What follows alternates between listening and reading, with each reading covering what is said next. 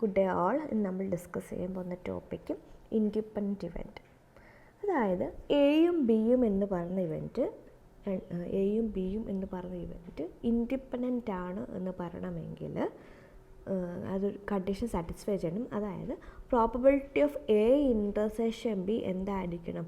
Probability of A into probability of B ആയിരിക്കണം. Okay, probability of A intersection B is equal to probability of A into probability of B എന്ന് നമുക്ക് എഴുതാൻ പറ്റിയാൽ, ഇങ്ങനെ കിട്ടിയാൽ എന്ത് പറയാം?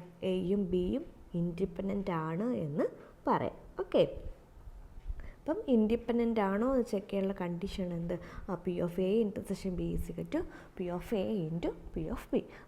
അതിന് ഒരു എക്സാമ്പിൾ നമുക്ക് നോക്കാം. In a game of cards let A be the event that king is occurred. A എന്ന് പറയുന്ന ഇവൻറ്റ് എന്ത് കിട്ടണം? കിങ് കിട്ടണം. And B be the event that a black card is obtained.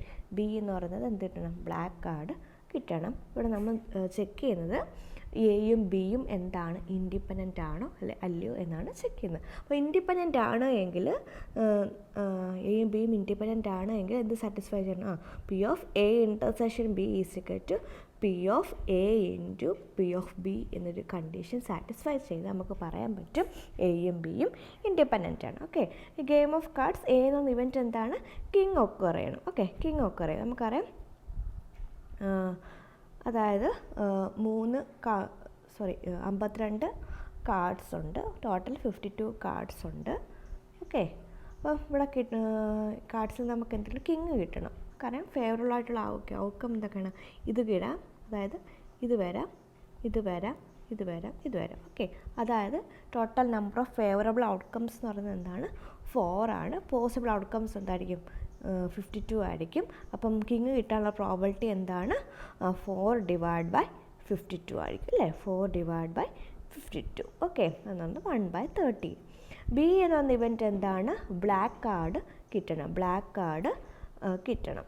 ഇവിടെ ആണെങ്കിൽ ബ്ലാക്ക് കാർഡ് എന്ന് പറയുമ്പം ഇതും അതായത് സ്പേഡും വരാം, ക്ലബ്ബും വരാം. സ്പേഡും വരാം, ക്ലബ്ബും വരാം. അതായത് സ്പേഡിൽ 13 കാർഡ്സും അതുപോലെ തന്നെ ക്ലബിലും 13 കാർഡ്സും ഉണ്ട്. ടോട്ടൽ എത്ര കാർഡ്സ് ഉണ്ട്? 26 കാർഡ്സ് വരും. ഓക്കെ, അപ്പോൾ അതായത് ടോട്ടൽ ഔട്ട്കംസ് 52ഉം ഫേവറബിൾ ഔട്ട്കംസ് എന്താണ്? 26ഉം ആണ്. അപ്പം നമ്മുടെ പ്രോബബിലിറ്റി എന്ന് പറയുന്നത് എന്തായിരിക്കും? 26/52 ആണ്, അതായത് 1/2. ഓക്കെ, പി ഓഫ് എയും കണ്ടുപിടിച്ച് പി ഓഫ് ബിയും കണ്ടുപിടിച്ച് നമുക്ക് എന്ത് കിട്ടണം? അടുത്ത നമ്മൾ എന്ത് കണ്ടുപിടിക്കണം?